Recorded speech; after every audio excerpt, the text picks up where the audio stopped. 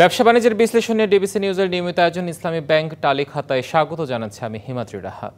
দেশের আমদানি রপ্তানির ৯২%-এরও বেশি পণ্য এবং ৯৮% কন্টেইনারজাত পণ্য হ্যান্ডলিং হয় চট্টগ্রাম বন্দর দিয়ে। কর্ণফুলী নদীর মোহনায় প্রতিষ্ঠিত এই বন্দরকে বলা হয় দেশের আমদানি রপ্তানি বাণিজ্যের লাইফ লাইন। সেই চট্টগ্রাম বন্দরের ১৩৭তম প্রতিষ্ঠাবার্ষিকী আজ। বন্দরটিতে ২০২৩-২৪ অর্থবছরের প্রথম ৯ মাসে কার্গো হ্যান্ডলিং হয়েছে ৯,১৬,০০,০০০ TEUs, যা আগের অর্থবছরের একই সময়ের তুলনায় প্রায় ৫% বেশি। কর্তৃপক্ষ বলছে নানাভাবে বেড়েছে এই বন্দরের সক্ষমতা। এসব নিয়ে আমাদের আজকের আলোচনার বিষয়ে চট্টগ্রাম বন্দরের সেবা বাড়ল কতটা। আলোচনা করতে আমাদের সাথে যুক্ত হবেন চট্টগ্রাম বন্দর কর্তৃপক্ষের chairman rear admiral M Sohel এবং A2P গ্রুপ ও FBCCI স্ট্যান্ডিং কমিটির চেয়ারম্যান MK আলম। আমরা আলোচনায় যাওয়ার আগে একটি প্রতিবেদন আমরা দেখে আসতে চাই। যেমনটি বলছিলাম, চট্টগ্রাম বন্দরের ১৩৭তম প্রতিষ্ঠাবার্ষিকী আজ। বন্দরটিতে ২০২৩-২৪ অর্থবছরে প্রথম ৯ মাসে কার্গো হ্যান্ডলিং হয়েছে ৯,১৬,০০,০০০ TEUs। এবং আগে যেটি বলছিলাম যে এই আগের অর্থবছরের একই সময়ের তুলনায় এটি ৫% বেশি। ২১ শতকের চ্যালেঞ্জ মোকাবেলায় বন্দরের আধুনিকায়ন ও উন্নয়ন প্রকল্প চলছে জানান চট্টগ্রাম বন্দরের চেয়ারম্যান। দেশের আমদানি ও রপ্তানির ৯২%-এরও বেশি পণ্য এবং ৯৮% কন্টেইনারজাত পণ্য হ্যান্ডলিং হয় চট্টগ্রাম বন্দর দিয়ে। কর্ণফুলী নদীর মোহনায় প্রতিষ্ঠিত এই বন্দরকে বলা হয় বর্তমানে দেশের আমদানি রপ্তানি বাণিজ্যের লাইফলাইন। ২০২৩-২০২৪ অর্থবছরের প্রথম ৯ মাসে $৪,৩৫৫ কোটি পণ্য রপ্তানি হয়েছে, যা আগের অর্থবছরের একই সময়ের তুলনায় প্রায় ৫% বেশি। বিশ্ব অর্থনীতির প্রতিকূল অবস্থায়ও দক্ষতা ও অভিজ্ঞতার মাধ্যমে কার্গো ও কন্টেইনার হ্যান্ডলিংয়ের ধারাবাহিকতা বজায় রেখেছে বন্দরটি। বড় একটা কন্টেইনার টার্মিনাল এবং একটা আধুনিক ট্রাক এবং ট্রেইলার টার্মিনাল আমরা তৈরি করার কাজ ইতিমধ্যে আমরা টেন্ডার করে ফেলেছি। একটা কন্টেইনার রাখলে বাংলাদেশে প্রচুর বিদেশি ডলার আসে পার ডে। সুতরাং প্রতিদিন কিন্তু বৈদেশিক অর্থ উপার্জনের জন্য বন্দর চট্টগ্রাম বন্দর একটা অন্যতম গুরুত্বপূর্ণ প্রতিষ্ঠান। বন্দরের সক্ষমতা বৃদ্ধিতে নতুন জেটি ও ইয়ার্ড নির্মাণের পাশাপাশি বে টার্মিনাল এবং মহেশখালীর মাতারবাড়িতে চলছে বিভিন্ন প্রকল্পের কাজ। প্রকল্পগুলো বাস্তবায়িত হলে বন্দরটির সক্ষমতা বেড়ে যাবে ৩ থেকে ৪ গুণ। বে টার্মিনাল মাস্টার প্ল্যানটা আমরা স্বাভাবিকভাবে পর্যাপ্ত স্টাডি করে দেশি বিদেশি বিশেষজ্ঞ দিয়ে আমরা এই মাস্টার প্ল্যানটা আমরা চূড়ান্ত করতে সক্ষম হয়েছি। সেই মেগা প্রকল্পের মাস্টার প্ল্যান হয়ে গেছে, ভূমি অধিগ্রহণ সম্পন্ন হয়েছে, এটা ডিটেইল প্ল্যানিং এখন চলছে। দেশের আমদানি রপ্তানি বাণিজ্যে গতিশীল রাখতে চট্টগ্রাম বন্দরের সক্ষমতা আগামীতে আরও বাড়ানো হবে বলে জানান এর চেয়ারম্যান। মাসুদুল হক, ডিবিসি নিউজ, চট্টগ্রাম। দেখছিলেন প্রতিবেদনটি। যেমনটি বলছিলাম, চট্টগ্রাম বন্দরের ১৩৭তম প্রতিষ্ঠাবার্ষিকী আছে। এই চট্টগ্রাম বন্দর বর্তমানে দেশের অর্থ বাণিজ্যের আমদানি রপ্তানির ক্ষেত্রে লাইফলাইন বলা হয় এটিকে। শুধু চট্টগ্রাম বন্দর নয়, নানানভাবে এই বন্দরের সক্ষমতা বেড়েছে বিগত কয়েক বছরে। যেমনটি আপনারা প্রতিবেদনে দেখছিলেন, গত বছরের তুলনায় এই বছরের এই সময়ে বেড়েছে ৫% আমদানি রপ্তানির পরিমাণ। সেই তুলনায় এটি সক্ষমতা আরও বৃদ্ধিতে বানানো হয়েছে মাতারবাড়িতে গভীর সমুদ্র বন্দর, নির্মিত হবে মেগা প্রকল্প বে টার্মিনাল, যেটির ইতিমধ্যে ভূমি অধিগ্রহণ হয়েছে প্রায় ৫-৬ একর জমির। মাতারবাড়ি গভীর সমুদ্র বন্দরে আমরা দেখেছেন যে বিগত কয়েক বছরে বেশ কিছু জাহাজ সেখানে ভিড়েছে। এছাড়াও বন্দরের সম্প্রসারণ কার্যক্রম চলছে, সড়ক নির্মাণের কাজ চলছে, সেখানে কোল পাওয়ার প্ল্যান্টকে ঘিরে বিশাল কর্মবিস্তৃতি চলছে, যেটি হলে পরে গভীর সমুদ্র বন্দর নির্মিত হলে এবং বে টার্মিনাল নির্মিত হলে জাহাজগুলো জোয়ার ভাটার যে একটি জটিলতা আছে সেটি ছাড়াই সরাসরি জেটিতে ভিড়তে পারবে এবং সেক্ষেত্রে আমদানি রপ্তানি অনেক সহজ হয়ে যাবে আমাদের যারা ব্যবসায়ী যারা আছেন। দর্শক, আমরা এই বন্দর সংশ্লিষ্ট বিষয়ে আরও অনেক আলোচনা করব, তবে তার আগে একটি বিরতিতে যেতে চাই। আবারও স্বাগত জানাচ্ছি ব্যবসা বাণিজ্যের বিশ্লেষণ নিয়ে ডিবিসি নিউজের নিয়মিত আয়োজন ইসলামী ব্যাংক টালি খাতায়। আমাদের আজকের আলোচনার বিষয় চট্টগ্রাম বন্দরের সেবা বাড়ল কতটা। আলোচনা করতে আমাদের সাথে যুক্ত আছেন চট্টগ্রাম বন্দর কর্তৃপক্ষ chairman rear admiral M Sohel এবং A2P গ্রুপ ও FPCC স্ট্যান্ডিং কমিটির চেয়ারম্যান MK আলম। আপাতত একজন আমাদের সাথে ভার্চুয়ালি যুক্ত আছেন, MK আলম। আপনার কাছে প্রথমে যে বিষয়টি জানতে চাই, আজকে চট্টগ্রাম বন্দর 137তম প্রতিষ্ঠাবার্ষিকী, প্রতিষ্ঠার পর থেকে নানা চড়াই উতরাই পেরিয়ে নানা সক্ষমতা অর্জনের মাধ্যমে সেই বন্দর আজকে চট্টগ্রাম বাংলাদেশের অর্থনীতির লাইফলাইন হয়ে উঠেছে। একজন ব্যবসায়ী হিসেবে এই বন্দর নিয়ে আপনার পর্যবেক্ষণটা প্রথমে জানতে চাই। ধন্যবাদ আপনাকে এবং ধন্যবাদ ডিবিসি কে আমাকে আমন্ত্রণ জানানোর জন্য। আমি একটা জিনিস বলতে চাই, আমি ব্যবসা বাণিজ্য নিয়ে যেহেতু আমাদের অ্যাডভোকেসি করা, আমি FBCCI স্ট্যান্ডিং কমিটি ইম্পোর্টস সাইটটা দেখি।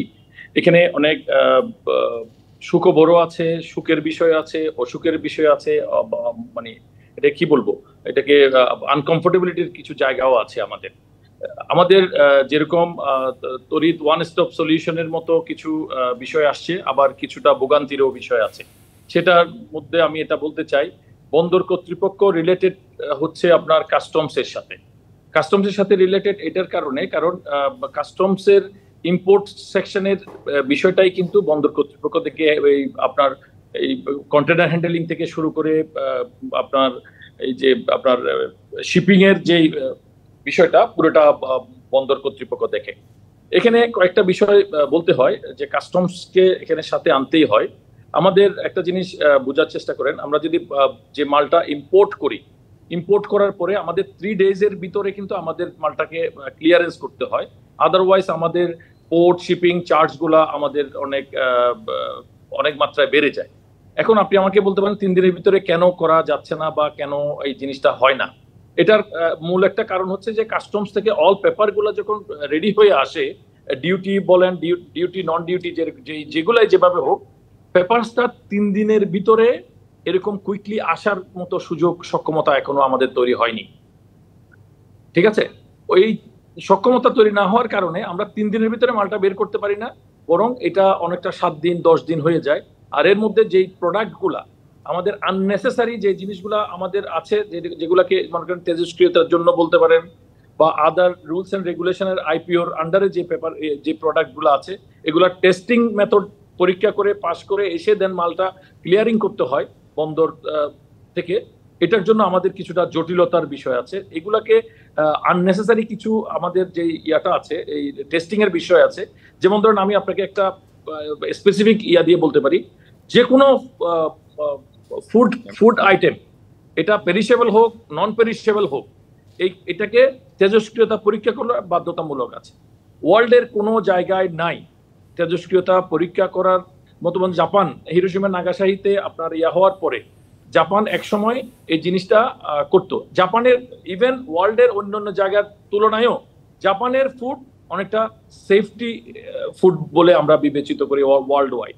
কিন্তু এখন আপনি জাপান থেকে কোনো প্রোডাক্ট আনেন, আপনি কিন্তু এটাকে আপনার তেজস্ক্রিয়তা পরীক্ষার জন্য আপনার BSTI, তারপর BSCI এখানে দিতে হয়। এটার কারণে দীর্ঘসূত্রিতা বাড়ছে বন্দরের। এবং এই জিনিসগুলা কাস্টম যদি কিছুটা জিনিস শিথিল করে, এবং এই শিথিলতার কারণে এটা অনেক সহজীকরণ হবে বন্দর ম্যানেজমেন্টের। ওনারাও মনে করেন কন্টেনার জট যদি হয়ে যায়, ওনারাও কিন্তু অনেক সময় বিপাকে পড়ে যায় যে জিনিসগুলা তাড়াতাড়ি ডেলিভারি হওয়ার জন্য এবং স্মুথলি ডেলিভারি হওয়ার জন্য। এটা অনেকাংশে কিন্তু কাস্টমসের উপর নির্ভর করে।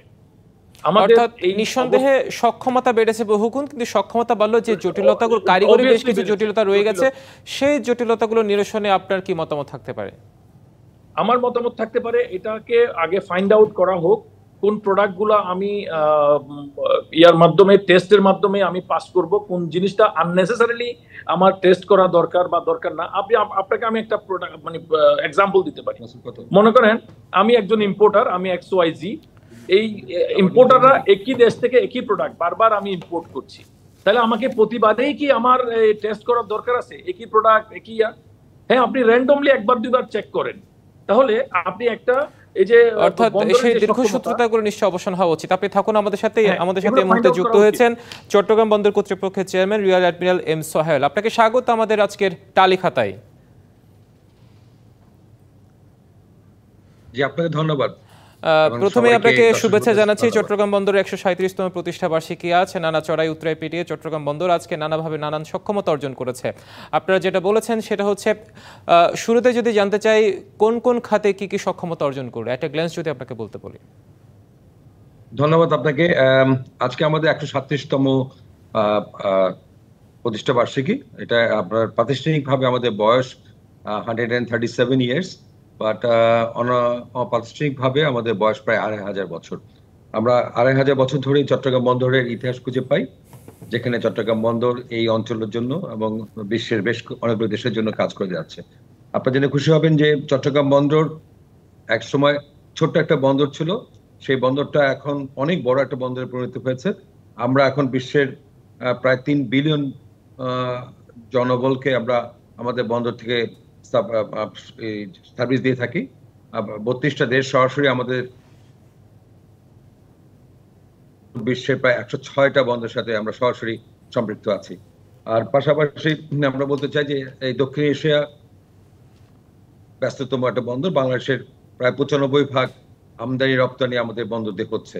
এখানে আমরা গত লাস্ট 15 ইয়ার্স আমি বিশেষ করে বলতে পারি যে চট্টগ্রাম বন্দরে আপনার কন্টেনার হ্যান্ডলিং ক্যাপাসিটি প্রায় 10 গুণ বৃদ্ধি পেয়েছে।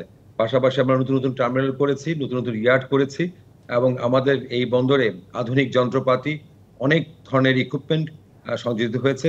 পাশাপাশি ডিজিটাল যে সিস্টেম আপনার কন্টেনার মনিটরিং করার জন্য এবং ট্র্যাকিং করার জন্য, যেটা আমরা টার্মিনাল অপারেটিং সিস্টেম বলি, সেই ধরনের প্রযুক্তি, স্মার্ট পোর্টের যেটা লাগে সেই জিনিসগুলো আমরা সংযুক্ত করেছি।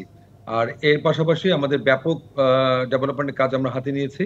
বে টার্মিনাল তার মধ্যে অন্যতম একটা, যেটা আমাদের চট্টগ্রাম বন্দরকে আমরা বলি আমাদের নতুন চট্টগ্রাম বন্দর বা আধুনিক চট্টগ্রাম বন্দর আমরা তৈরি করতে যাচ্ছি। বাংলাদেশের চট্টগ্রামের পতেঙ্গা বিচের পাশে, মেরিন ড্রাইভের পাশে অন্যতম বড় মেগা প্রকল্প যেটি বলা হচ্ছে। আর সেই সাথে সৌদি একটা কোম্পানি আমাদের সাথে সম্পৃক্ত হয়েছে, সৌদি রেড সি গেটওয়ে। আমাদের সাথে PSA Singapore port authority, Dubai port world, Abu Dhabi port group, তারপরে Japanese companies, Maersk line, APM terminal, এই কোম্পানিগুলো ওয়ার্ল্ডের গ্লোবাল যে বড় বড় যে কোম্পানিগুলো আছে তারাও এখন আমাদের সাথে কাজ শুরু করেছে। সো সার্বিকভাবে আমরা বলতে চাই যে চিটাগং পোর্ট এখন অনেক বেশি সক্ষম, এবং ওয়ার্ল্ডের টপ যে 100 পোর্ট আছে তার মধ্যে আমরা 64তম। এক্ষেত্রে একটু যুক্ত করতে চাই, আপনার কথা ধরে বে টার্মিনাল যেটির কথা বলা হচ্ছে সেটা দীর্ঘদিন ধরে নানান জটিলতায় আটকে ছিল, সেটির এখন অগ্রগতিটা সেটা আপনার কাছ থেকে জানতে বলেছেন। ইতিমধ্যে ভূমি অধিগ্রহণ শেষ, অলরেডি বিদেশি কয়েকটা অথরিটিকে আপনারা কাজের কথা বলেছেন। এখন কি অবস্থায় আছে, কবে নাগাদ আপনারা সেই কার্যক্রম শুরু করতে পারবেন বলে মনে করছেন? আমরা বে টার্মিনালের যে মাস্টার প্ল্যান সেটা ইতিমধ্যে আমরা সম্পন্ন করেছি, এবং মাননীয় প্রধানমন্ত্রী সেটা অনুমোদন করে দিয়েছেন। আপনারা রাইটলি বলেছেন, আমরা ভূমিও পেয়ে গেছি, ল্যান্ড পেয়ে গেছি। আমাদের detail planning and estimation and যেটা আছে সেগুলো এখন প্রায় শেষ পর্যায়ে আছে। আমরা আশা করছি আগামী 2 থেকে 3 মাসের মধ্যে আমরা টেন্ডার প্রসেসে যাব। আর আপনি জেনে খুশি হবেন যে বে টার্মিনালের কমপ্লিট পুরো বে টার্মিনালটাই আমরা বিদেশি অর্থায়নে করছি। এখানে প্রায় 9 থেকে 10 বিলিয়ন ডলারের একটা ইনভেস্টমেন্ট, যেটা এই বছর থেকে শুরু হবে। আমরা আশা করি আগামী মাসে প্রথম আমরা আবুধাবি পোর্ট গ্রুপের সাথে আগামী মাসের মাঝামাঝি আমরা 1 বিলিয়ন ডলারের একটা চুক্তি স্বাক্ষর করব, এবং অনওয়ার্ড আগামী 2 থেকে 3 বছরের মধ্যে 9 থেকে 10 বিলিয়ন ডলারের ইনভেস্টমেন্ট এখানে হবে। নিশ্চয়ই। আরেকটি বিষয় যেটি মাতাবাড়ি গভীর সমুদ্র বন্দর, ইতিমধ্যে সেখানে জাহাজ ভেড়া শুরু হয়েছে, বেশ কিছু কার্যক্রম হাতে নিয়েছেন, সেটির বর্তমান অবস্থা কি? কবে নাগাদ সেটি পুরো দস্তুর কার্যক্রমে সেটি যেতে পারবে, অপারেশনে যেতে পারবে? মাতাবাড়ি গভীর সমুদ্র বন্দর সেটাও চট্টগ্রাম বন্দরের একটা অংশ, এবং আপনারা জানেন যে ইতিমধ্যে সেটার বন্দরের চ্যানেলটা, যেটা এই এলাকার জন্য অন্যতম গভীর চ্যানেল, 18 মিটারের ড্রাফটের চ্যানেল, সেটা মাননীয় প্রধানমন্ত্রী শুভ উদ্বোধন করেছেন। এই জাহাজ আসছে, ওখানে আমাদের একটা পাওয়ার প্ল্যান্ট আছে কয়লা ভিত্তিক, এবং সেখানে রেগুলার জাহাজ আসছে, যে জাহাজ আমরা চিটাগাং পোর্টের পক্ষ থেকে আমরা হ্যান্ডেল করছি। পাশাপাশি মাতাবাড়ি ডিপসি পোর্টের যে ফার্স্ট টার্মিনাল, সেটা নির্মাণ কাজ আমার হয় খুব সম্ভবত আগামী মাস থেকে শুরু হয়ে যাবে। এটা আমাদের টেন্ডার প্রসেস শেষ হয়ে গিয়েছে। আমরা ধারণা করছি আগামী 3 থেকে 4 বছরের মধ্যে এই মাতাবাড়ি গভীর সমুদ্র বন্দর তার পূর্ণদমিতে কাজ করতে সক্ষম হবে। নিশ্চয়ই নানা কর্মযোগের মাধ্যমে চট্টগ্রাম বন্দরে অনেক এগিয়ে যাচ্ছে, হয়তো আরও যাবো। এছাড়াও যে জটিলতা আছে সেগুলো নিশ্চয়ই দ্রুত নিরসন হবে। আপনি থাকুন আমাদের সাথে। আরেকজন যিনি অতিথি আছেন এম কে আলম। বিরতির আগে আপনার সাথে শুরুতে যেমনটি কথা হচ্ছিল, বেশ কিছু জটিলতার কথা আপনি বলছিলেন, আবার সেখান থেকে শুরু করতে চাই। যেরকম নানা চড়াই উতরাই পেরিয়ে চট্টগ্রাম বন্দর আজকে একটা সক্ষমতা জায়গায় এসে পৌঁছেছে, তেমনি কিছু জটিলতার কথা আপনি বলছিলেন। সেগুলো নিরসনে আপনার কি মতামত থাকতে পারে বলে মনে করছেন সংক্ষেপে? আমি মতামতটা এভাবে দিতে চাই, এটা আসলে বন্দর কর্তৃপক্ষের প্রবলেমটা বেশি না। বন্দর কর্তৃপক্ষ করে এক্সিকিউশন, হ্যাঁ, এটা আসবে কাস্টমসের থেকে। কাস্টমসের অল প্রেপারস এবং অল প্রবলেমগুলো যদি সলভ থাকে এবং দুজনের সমন্বয়ে কিন্তু এটা অনেক স্মুথলি হ্যান্ডেলিং করতে পারবে। কারণ এখন জিনিস দেখেন, আধুনিক ইকুইপমেন্টস যেটা আছে চট্টগ্রাম বন্দরের কিন্তু এই সক্ষমতাগুলো আছে এবং ওনারা করেছেন, এবং ওনারা প্রাইভেট টার্মিনাল করেছেন, ওনারা বে টার্মিনাল করতে যাচ্ছেন।